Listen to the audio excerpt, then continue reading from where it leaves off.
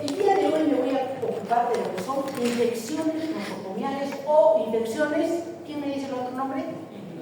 Intrahospitalarias, ¿cierto? Infecciones intrahospitalarias en la cual también juega un rol importante la triada. ¿Cuál es? La triada de infección. Huésped, agente y medio ambiente. Importantísimo, porque vamos a ver nosotros que el agente ha ideado una serie de armas para defenderse de lo que hace el huésped para que no infectarse o no hacer la enfermedad. Por los años 50, el estafilococo, que es el que causaba las infecciones intrahospitalarias, pues ideó una enzima gracias a elementos cromosomales y extracromosomales, cromosomales como los integrones, los bosones, y extracromosomales, ¿cuáles son? Por ejemplo, los plasmidios. Gracias a ellos es que ha ideado manera de defenderse con los antibióticos. En la década de los 50 era que le daban una penicilina a una paciente con fiebre puerperal, buena y sana. Neumonía, una sola penicilina, sana. Pero después comenzó a ver que la penicilina decía 3, 5 días y después resistencia. En la época de los 60 comenzaron a primar 60, 70, las bacterias eran negativas. Pero estos plasmidios, que son parte de estas bacterias, comenzaron a crear resistencia a través de sustancias que se sintetizaban, que era EMR. A época de los 80 ya comienzan los hongos, comienzan los microorganismos oportunistas. Entonces, en realidad, a lo que nos enfrentamos es un problema grande. Se reunieron países de todo el mundo, excepto el Perú, y lideraron una dinámica para disminuir estas infecciones intrahospitalarias: Chile, Cuba y Colombia. Perú no estuvo presente. Y les digo que lideramos nosotros también a nivel casi mundial, no puedo decir mundial porque está por ahí África y India, que todavía nos lleva un poquito, en ser los países que más infecciones intrahospitalarias tienen. Por más que tenemos un sistema de vigilancia rudimentario, seguimos teniendo infecciones intrahospitalarias y ese es un problema grande. Fíjense, la capacidad de la gente de resistirse a los antibióticos que nosotros usamos es un peligro grande. No sé si ustedes han visto la bacteria carne, creísimo. Esa bacteria es resistente a todo. El paciente termina amputado, sin extremidades, porque esa bacteria es resistente a todos los antibióticos. Y lo único que le queda al médico es amputación. ¿Ya? Entonces, ya hablamos de los agentes, ahora hablamos del segundo elemento, que es el huésped. El huésped que tenemos ahora es diferente al huésped que teníamos hace poco. Fíjense que en el año 50, tener 44 años era ser viejo. Era la edad en que la gente moría. Ahora tenemos 80, 90, hasta centenarios. Tengo muchos pacientes y hasta ahí viven. Y eso significa que estos pacientes que a los 60 años ya tienen un proceso de inmunosenescencia van a tener que tener infecciones, van a tener necesidad de hospitalizarse y van a hacer también infecciones intrahospitalarias. O sea, el tipo de huésped también ha cambiado. Antes no había trasplantes, ahora tenemos trasplantes. Tenemos pacientes inmunodeprimidos. Antes tenías un problema de morir, ahora tenemos terapia de reemplazo renal. Tenemos terapia para los pacientes con cirrosis hepática. Entonces, y lo peor de todo, tenemos pacientes malnutridos. No se olviden que la base de nuestro sistema de respuesta son las proteínas. Y si este paciente no se alimenta bien, come caramelos, dulces y todo lo que ustedes puedan imaginarse, pues su sistema inmunológico no está bien. Entonces, el tipo de huésped también ha cambiado. ¿Es cierto? Tenemos enfermedades como el SIDA, que nuestro sistema inmunológico lo ha traído al suelo. Y en el ambiente, agente, huésped y ambiente. En el ambiente tenemos dos problemas grandes: el animado y el inanimado. ¿Quién me dice cuál es el animado? de las infecciones intrahospitalarias? ¿Quién puede ser el animado de las infecciones intrahospitalarias? Nosotros somos los que curamos a este paciente y con las manos contaminadas vamos donde otro paciente y creamos las infecciones intrahospitalarias. Somos los peores, porque también existen los factores inanimados. ¿Cuáles son? Un ejemplo. Muy bien. Todo lo que son instrumentos, las sondas, con todo lo que instrumentamos a los pacientes. Entonces, fíjense que este proceso, este problema tan grande que tenemos infeccioso, sin querer queriendo, lo hemos ido creando nosotros. ¿Ya? Entonces, ¿qué es lo que vamos a hacer? Vamos a ver el curso de algunas enfermedades infecciosas y para esto vamos a empezar con un caso clínico. Un caso clínico en el cual se trata de una paciente de 68 años que ingresó por fractura de cadera. La paciente se cayó y por la edad, osteoporosis, se fracturó la cadera. La operaron perfecta, una prótesis excelente. Pero ¿qué pasó? La paciente comienza a hacer fiebre, confusión, taquicardia y la herida quirúrgica roja, con círculos inflamatorios. Entonces, esta paciente ha hecho una infección intrahospitalaria. En el hemograma encontramos 15.000 leucocitos, una PCR elevada. El diagnóstico. ¿Cuál será el diagnóstico? Ya dije que al que usted se vaya a tirar listo para ponérselo en la boca. ¿Cuál sería el agente? ¿Cuál creen ustedes herida operatoria? ¿Cuál sería el agente? Muy bien, estafilococo aureus, muy bien. No voy a pensar en un enterococo, ¿no? Estamos en piel, entonces probablemente de la misma piel o de algún otro paciente, como el interno que curó a este y pasó a este, le metió su estafilococo. Entonces, los objetivos de esta presentación son, en primer lugar, que vamos a comprender qué son las infecciones intrahospitalarias, que creo que ya tienen idea, ¿sí? Ya, ¿cuál es el impacto que tiene? Si a este paciente que entra por neumonía lo curo en 3 días porque es joven y hermoso, perfecto, a esta paciente que tiene enfermedad renal crónica definitiva, se me va a complicar y la voy a tener 2-3 semanas en el hospital si es que no se encarga. Esa es la diferencia.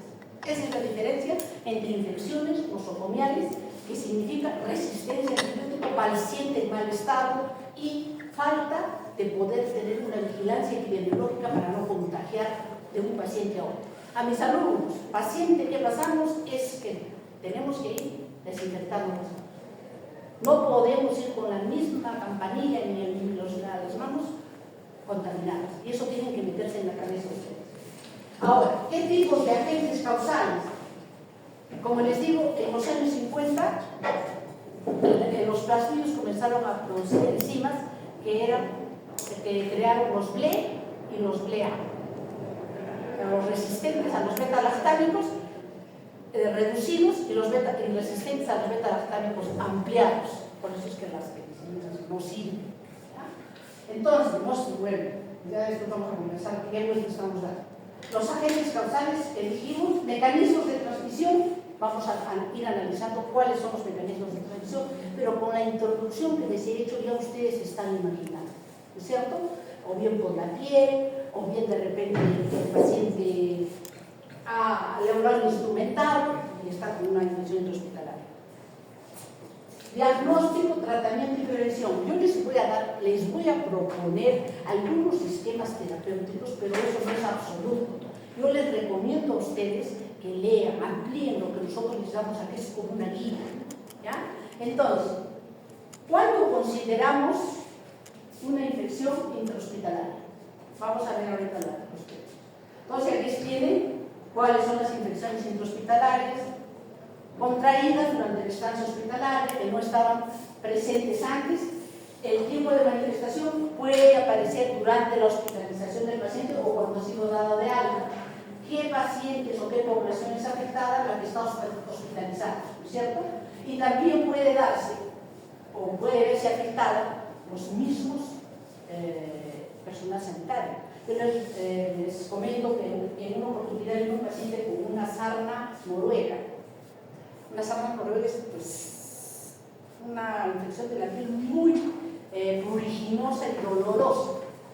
Le salen lesiones por todos lados.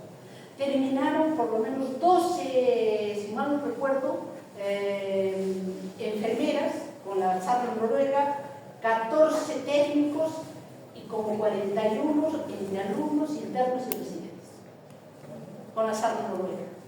Pues fíjense hasta qué punto nuestra falta de limpieza, de higiene, puede permitir eso, ¿no?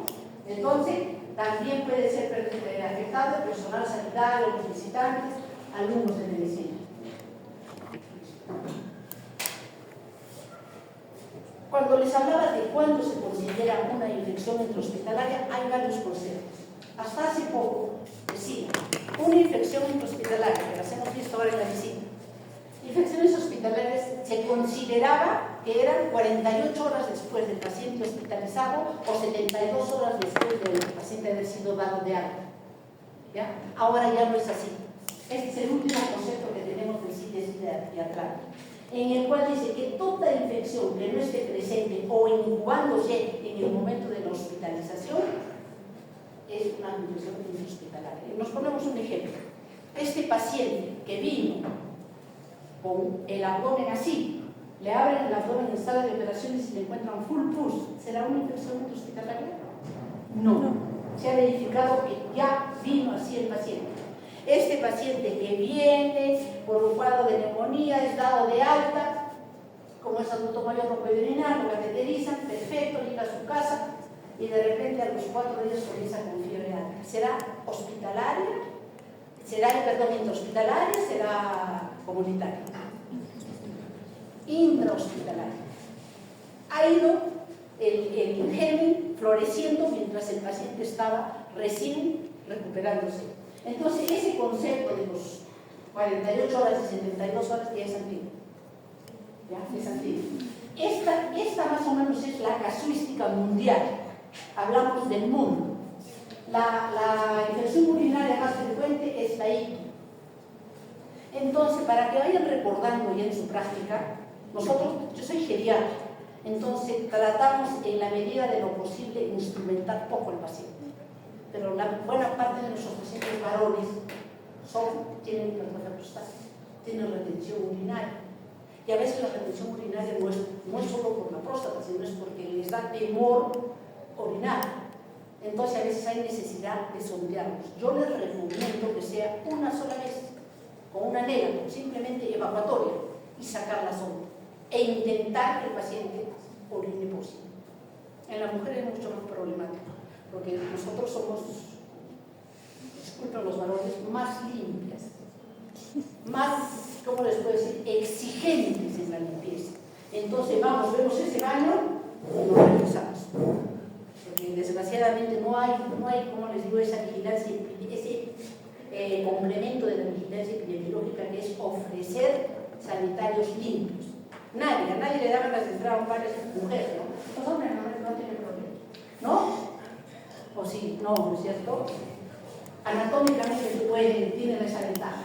Entonces, la infección urinaria en el mundo y la neumonía vienen a ser los mayores causantes de infecciones urinarias, la mayor parte de infecciones urinarias.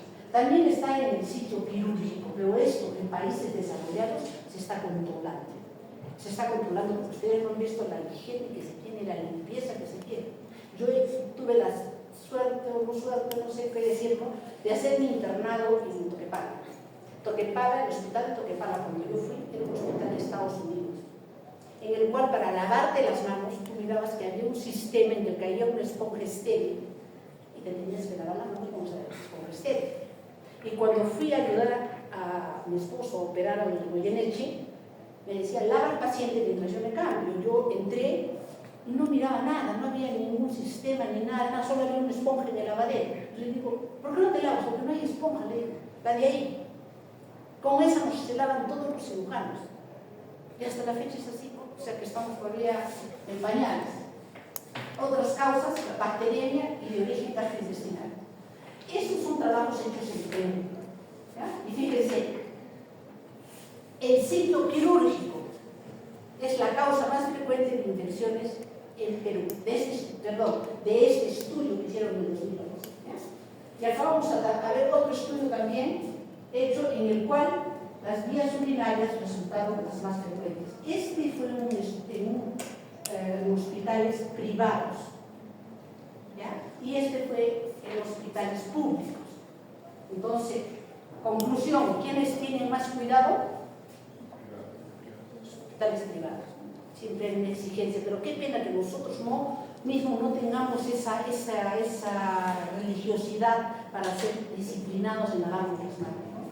Bueno, esto ya es general a nivel de todo Perú, en cual la distribución de infecciones nosocomiales, la neumonía asociada al ventilador. Si ustedes ven cuándo se hizo este trabajo, fue el 2022. ¿Y ustedes a qué atribuyen que la neumonía haya sido la infección intrahospitalaria más frecuente asociada al ventilador?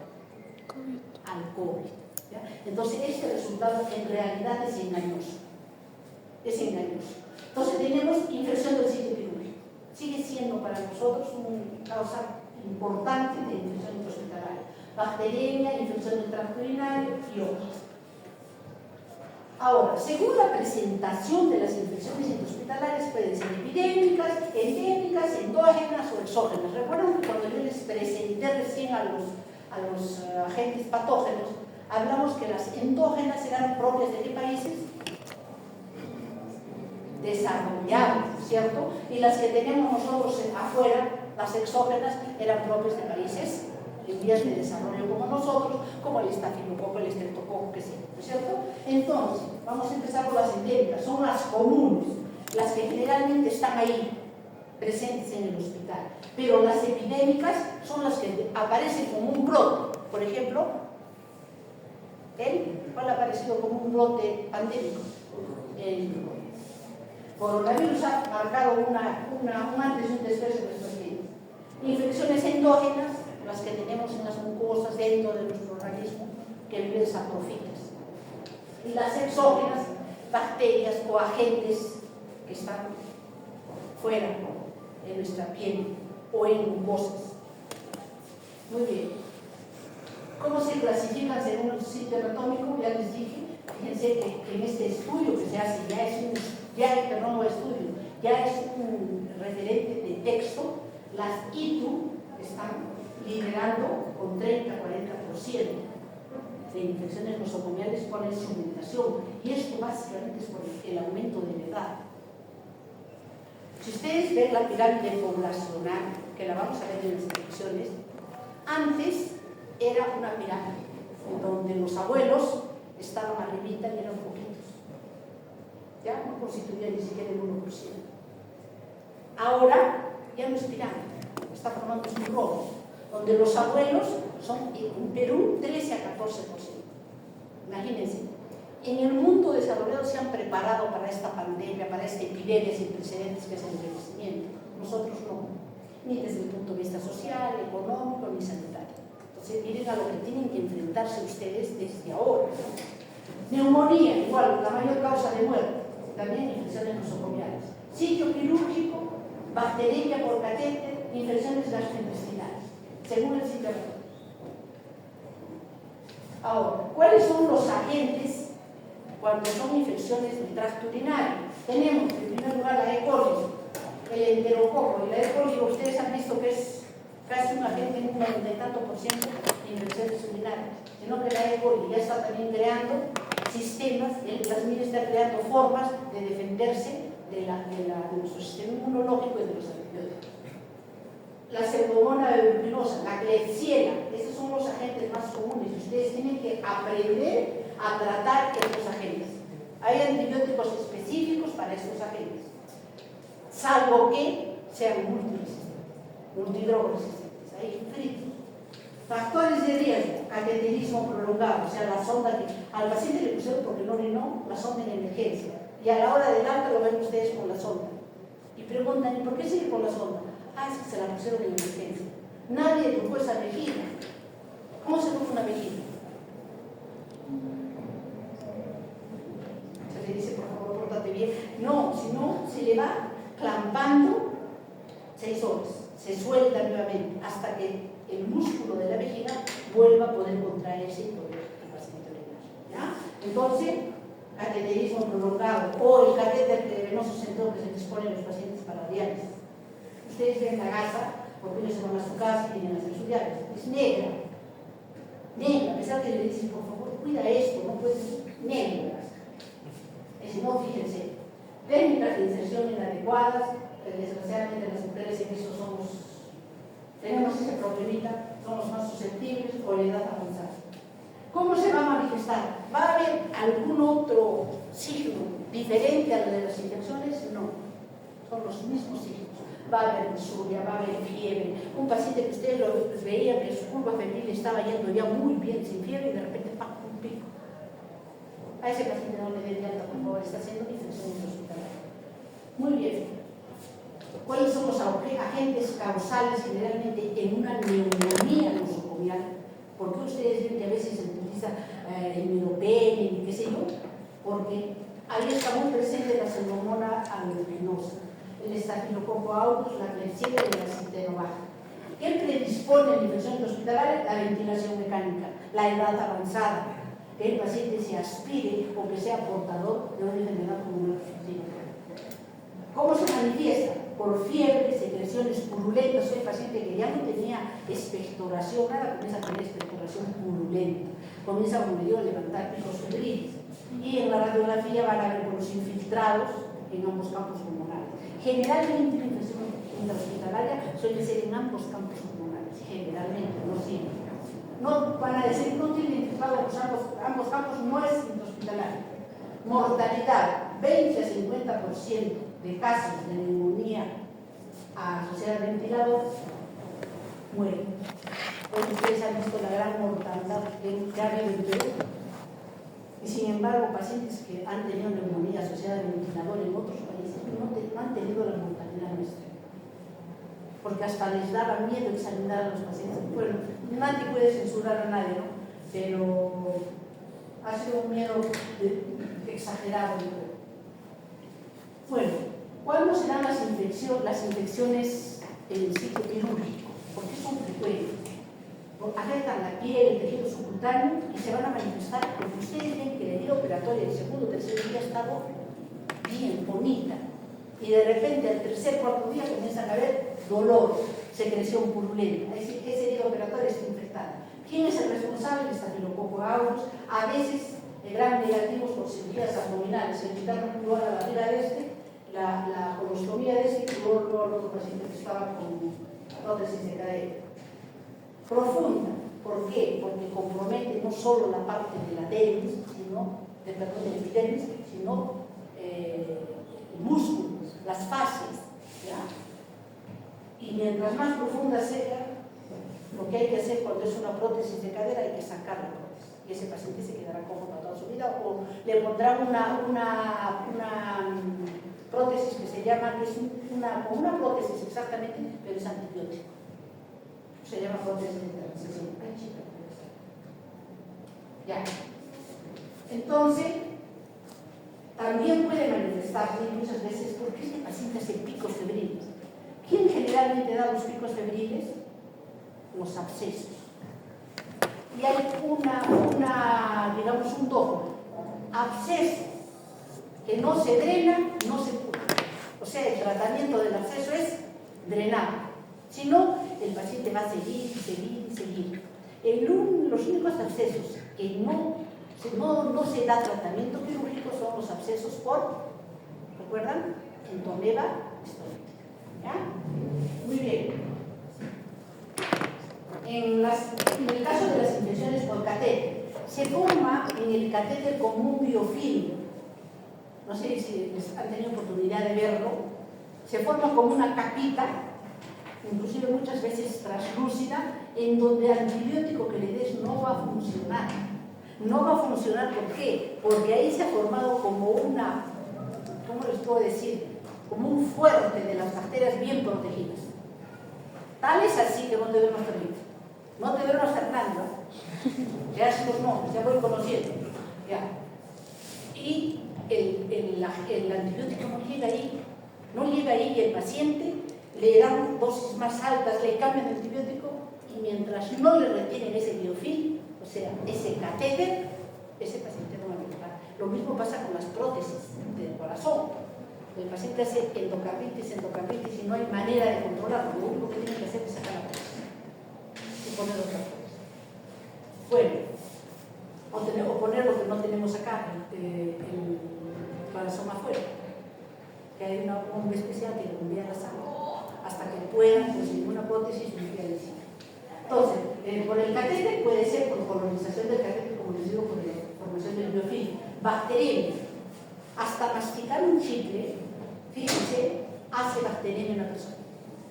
Y si esa persona tiene un sistema inmunológico venido a menos, puede ser una infección. O sea, masticas un chicle y ya están los bichos de la boca, pueden estar los bichos de la boca yendo por tu torrente sanguíneo. ¿Sí? Ojo que está de. Las manifestaciones clínicas son características, o sea, cualquier proceso infeccioso va a cruzar con fiebre. El problema es que esta infección puede ir al shock séptico. Y ya van a ser seguramente el shock séptico. El shock séptico es que ya casi no hay regreso. ¿Entienden? Se produce una vasodilatación que no va a responder por más líquido que le pongas. El paciente está chocado. Muy bien.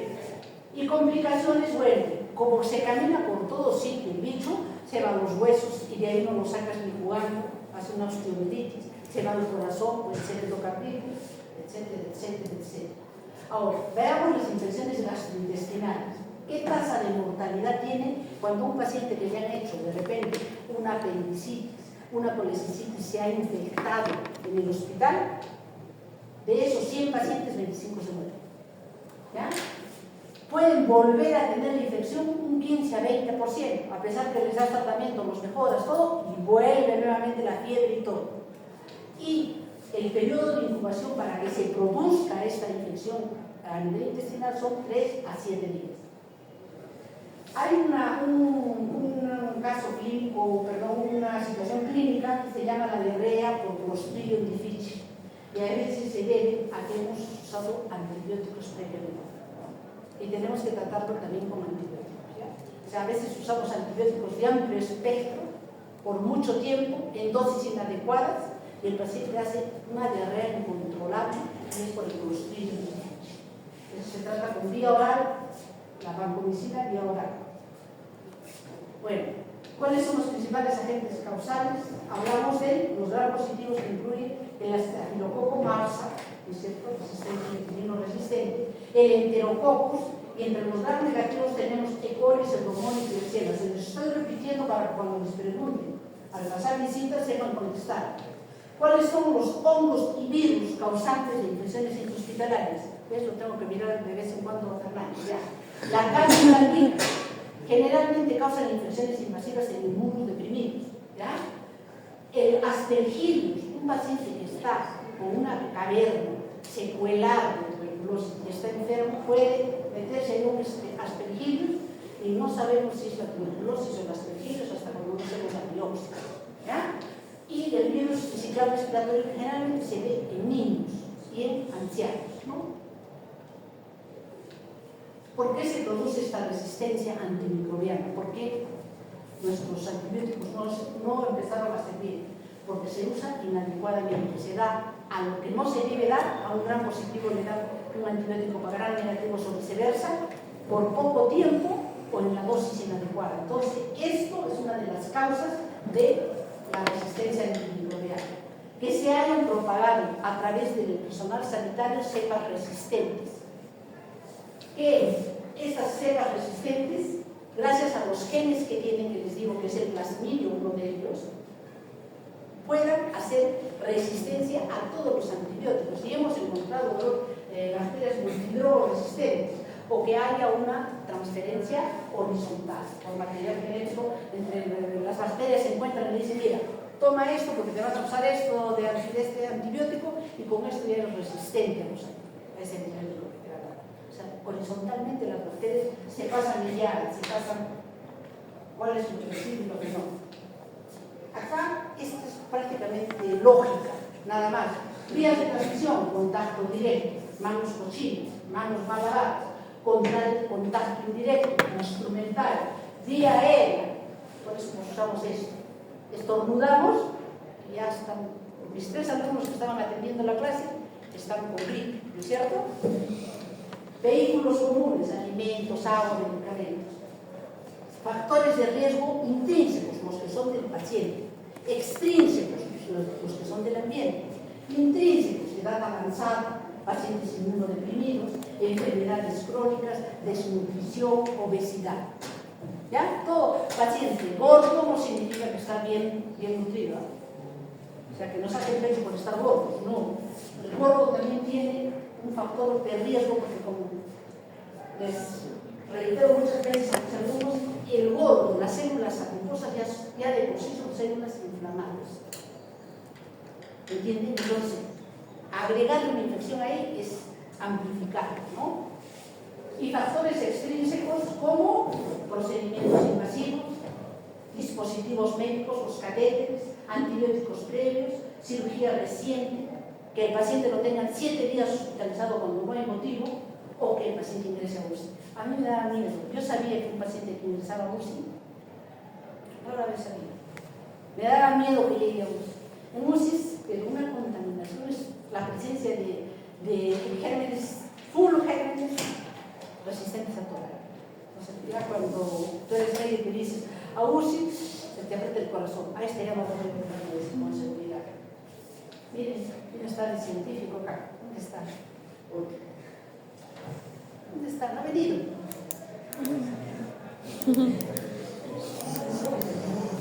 Ya. Entonces, es que todos son rígidos. Yo quiero tener diapositivas como nosotros, peruanos. Entonces, ¿cómo se hace el diagnóstico? Hay que tener una sospecha clínica. Entonces, ustedes no van a pensar que es una infección que se llama por un paciente que de repente lo ven sin fiebre, sin ningún síntoma. Tiene una infección hospitalaria porque está de 7 días, 8 días hospitalizado. No, tiene que haber sospecha clínica porque hay síntomas y signos que te sugieren que hay infección. ¿Cuál es el primer síntoma que sugiere infección? La fiebre. La fiebre. El paciente ya estaba bonito y de repente pico. Estudios microbiológicos, lo que se llama el plan de trabajo para identificar a la gente. Entonces hago un cultivo y voy a ver ahí dónde está. Yo tenía un doctor en Toquepala, que era el doctor Rossini, era un italiano. Y este doctor era especial. O sea, cuando sospechaba de un paciente, a mí me parecía hasta, para todas las personas, me parecía una burla, o sea, que era muy miedoso, ¿no? Porque había un paciente sospechoso en el centro hospitalario y él pedía cultivo de moca, cultivo de oreja, cultivo de todo. Entonces es exagerado, no es cierto. Cuando ustedes tengan un paciente en el cual sospechan que tiene una infección hospitalaria, no se queden cortos. Preferible, veten por exceso. Cultivo de todo, hasta tratar de capturar a la gente. Pruebas complementarias.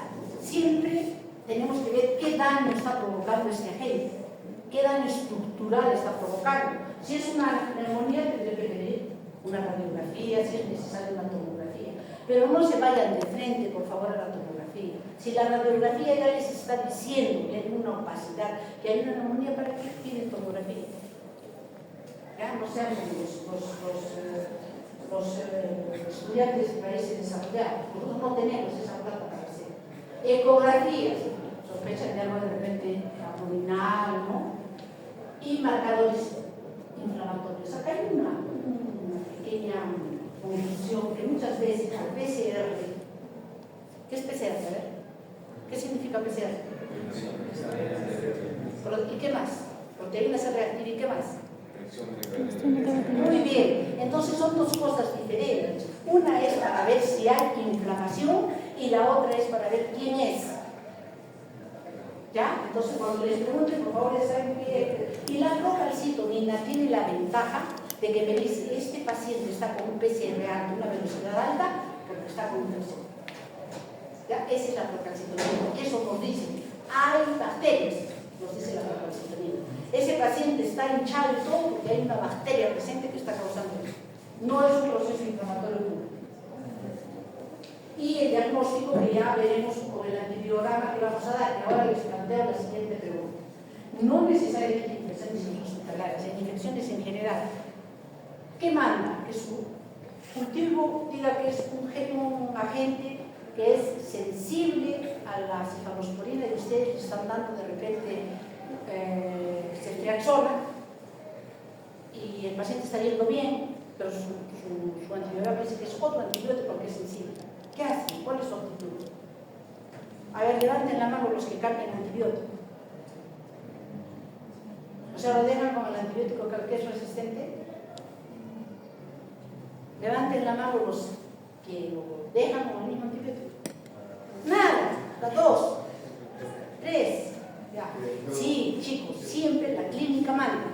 Ustedes no se dejen manejar por papeles, la clínica manda. Si yo veo que este paciente se dio la fiebre, ya no le duele, pues este paciente va a seguir con el antibiótico. Así me venga que es resistente en todo. ¿De acuerdo? Muy bien. Acá tienen otro. Otro científico.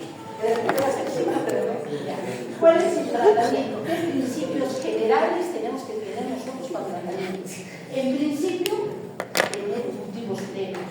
Si tenemos una infección urinaria, no se nos ocurre empezar tratamiento si no le hemos pedido previamente un examen completo de orina, un urocultivo y un antiviral.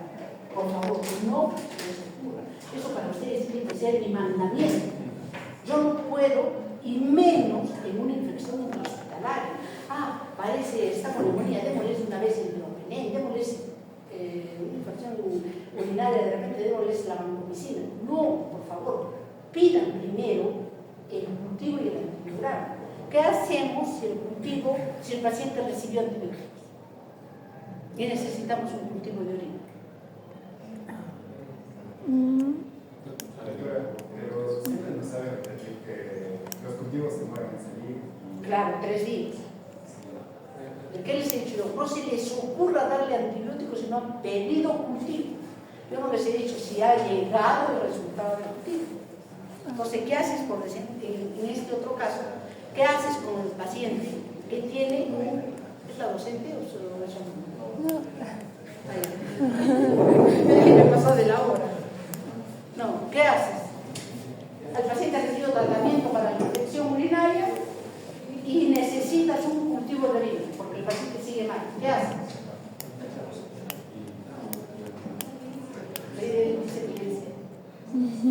¿Qué haces? Y le he enseñado a Fernando, a Sofía, Ángela, que no ha venido. ¿Y dónde está Fernando? Tampoco ha venido. Ya está atrás. ¿Qué se hace? ¿Qué se le pide? Un cultivo con lavado de antibióticos. No se olvide, un cultivo con lavado de antibióticos. ¿Por qué? Porque ese examen que no lo hacemos generalmente en hospitales públicos como el nuestro, lo hacen en laboratorios especiales. Entonces, eso. Bueno, entonces, según lo que nosotros veamos, le iniciamos, ahí está a tu pregunta, le iniciamos terapia empírica inicial. Le hemos tomado todos los cultivos y empezamos el tratamiento empírico, ¿no? Entonces, Cecilia, ¿qué puede hacer? Puede ser a banco. Sospecho de este agente, ¿no? Y según el antibiograma, vamos a tratar de que sea un antibiótico adecuado, que no veamos que en los estudios que se hacen, que son poquísimos ahora, veamos que hay resistencia. Antes, ¿saben quién nos daba la pauta para tratar las infecciones urinarias? Las tesis de los indicadores. Así nos dimos cuenta que la sensibilidad al cotrimoxazol era alta, que la sensibilidad a las quinolonas era alta. Y también nos dimos cuenta a los años siguientes que había una resistencia grande. Esos nos daban las pautas para decir, inicia con este antibiótico, porque miren, los últimos estudios de nuestro medio están indicando eso. Ahora los internos ya no se entramos en investigación, tienen que ser chicos. ¿Cuánto tiempo tiene que durar el tratamiento? Y a ver si nos excedemos mucho. 5 a 7 días. Ni quedarnos cortos, ni tampoco demasiados días. ¿Ya?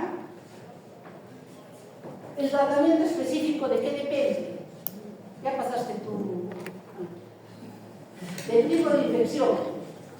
Vemos cuál es el antibiótico ideal y qué alternativas tenemos, porque desgraciadamente pensamos en una cefalosporina de tercera y el paciente es alérgico a la penicilina. Entonces tenemos que tener siempre una alternativa. Las IPUs nosocomiales, usarlas en angiosperminas de tercera generación, ¿ya? Cuando son infecciones, mira, fíjense ya los antibióticos vayan aprendiendo, ¿eh? Infecciones urinarias, nosocomiales y cefalosporinas de tercera generación. Alternativa, carbapénicos y fluoroquinolones, pero las cefalosporinas de tercera generación están por delante. Neumonía nosocomial, cefepime y amilacina. O puede ser las cefalosporinas de tercera generación. Iniciar las cefalosporinas de tercera generación. Pero la idea de que también es una cefalosporina de tercera generación. Vasanicacina, alternativa, carbapenémicos y penicilina tazobactam. No hagan como estos son los antibióticos más fuertes que hay. No gastemos los cañones para matar un pajarito. ¿Ya? Empecemos con los antibióticos que tenemos y si no funciona ya usaremos el otro. Si hay infección en el sitio quirúrgico, ustedes van a ver que a todo paciente traumatológico operado le ponen cefasolina como profiláctico. Siempre. Aún no tiene infección, le ponen cefasolina, por si las moscas. ¿Ya? Entonces, cuando hay infecciones en el sitio quirúrgico, cefasolina, amoxicilina clavular. Dejen para después, o como alternativa, la vancomicina. ¿Ah? Cuando se trata una bacteria por catéter, usar la vancomicina o la daptomicina o el indesomina. Dejen todas esta segunda columna para después como alternativa, porque si acaba eso ya no tenemos más nada en las manos. ¿Ah? Para el Clostridium difficile, el metronidazol o la vancomicina oral. Y el Clostridium difficile muchas veces por diarreas por mucho antibiótico. Se llama diarrea por antibióticos. Ha salido hace poco la vancomicina, que también es buena, pero no la tenemos. Prevención. Acá viene lo que les decía que van a asistir mis alumnos. Higiene de manos. Higiene de manos. Y ustedes tienen que saber lavarse las manos. ¿Ya? Hay 5 etapas para lavarse las manos, que les ruego que en cada hospital que estén asistan o vean en enfermería las tienen. No es normal.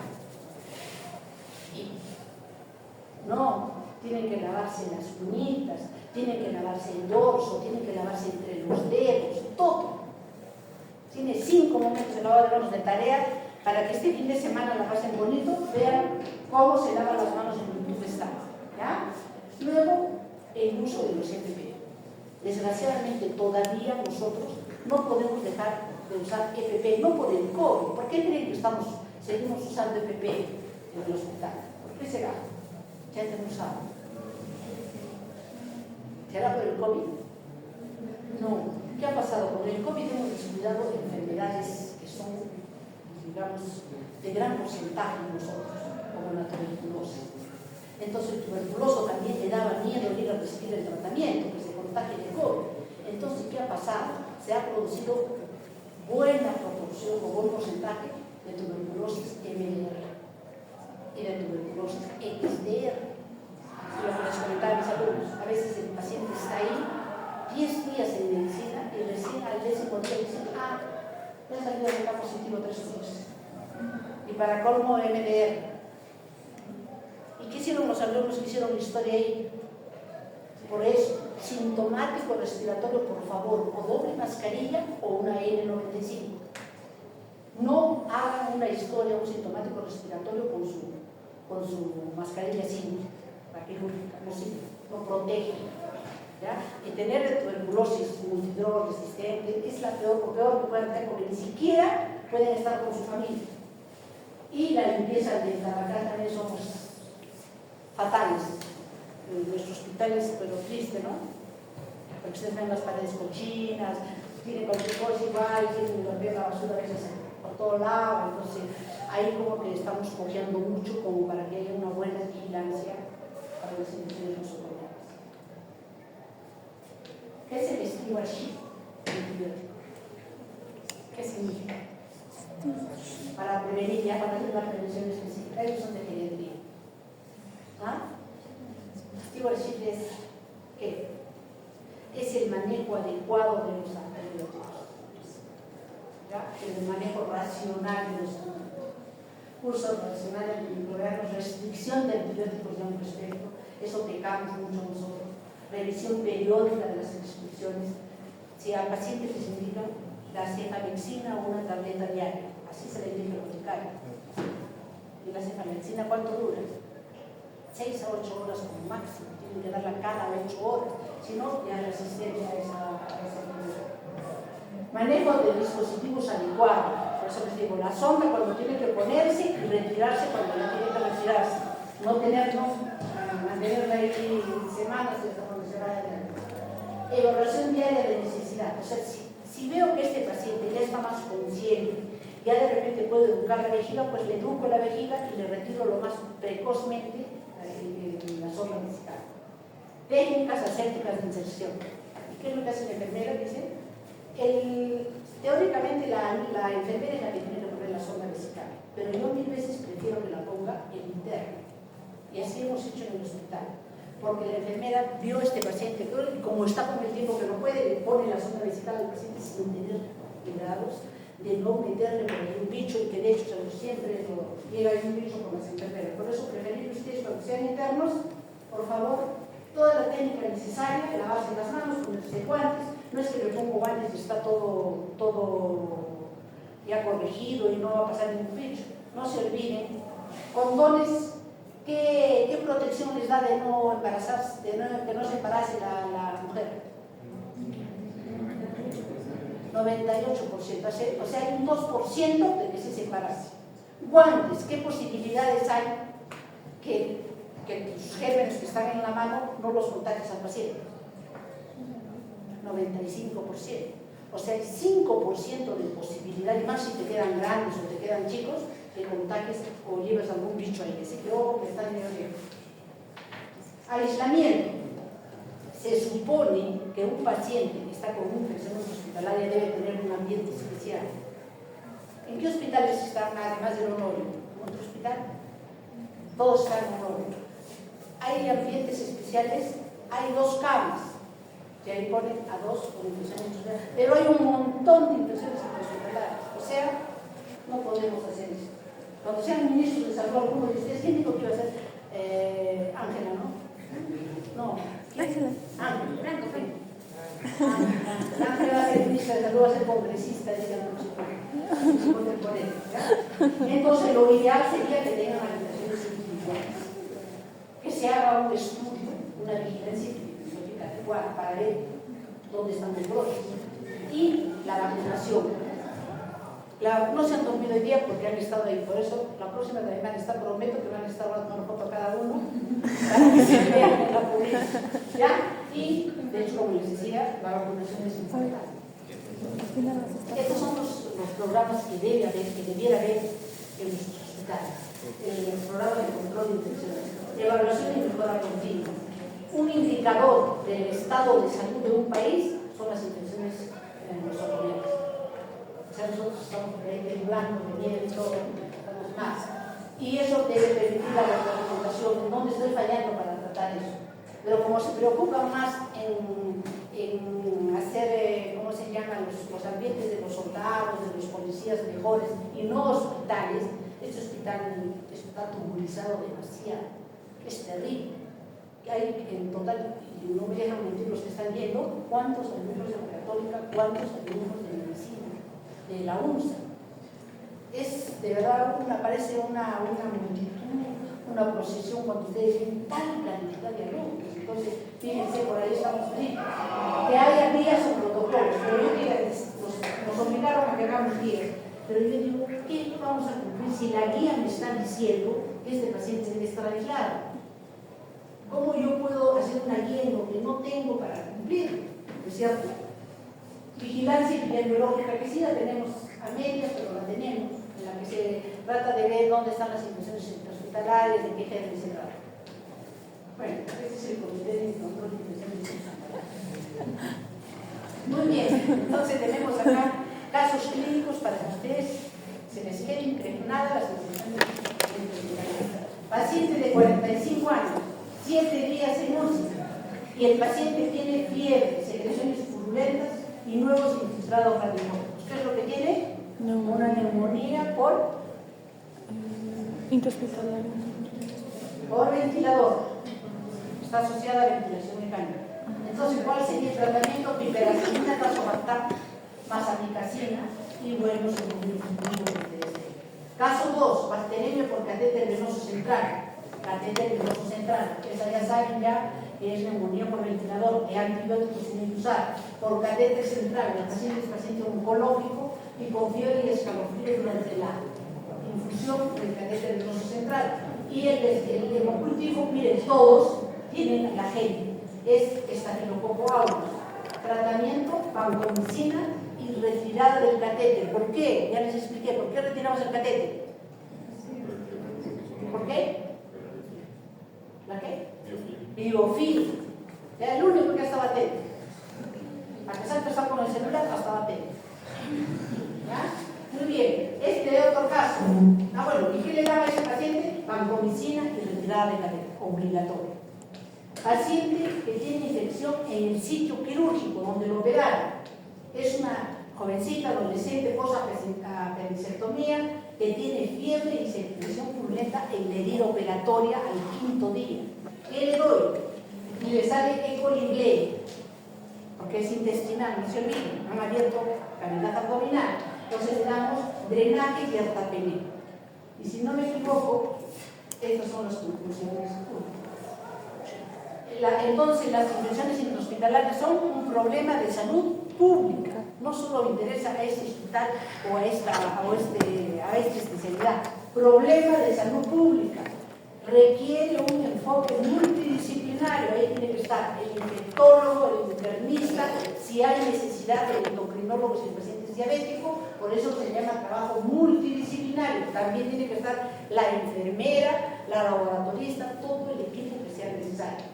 Prevención como prioridad, o sea, como nosotros no vamos a poder tener toda esta gama de antibióticos de repente a la mano, lo más barato es prevenir, evitar que se produzca. Entonces, por favor, prioridad, prevención y formación continua. Ustedes traten de leer y de cumplir lo que leen, ¿ya? Esas son las referencias bibliográficas que les estoy dejando en caso de que ustedes quieran de repente ampliar un poquito lo que les he dicho, porque lo que les he dicho realmente no es mucho, pero yo considero que es lo más importante. Si tienen alguna pregunta, tienen 5 minutos. Si no, me voy.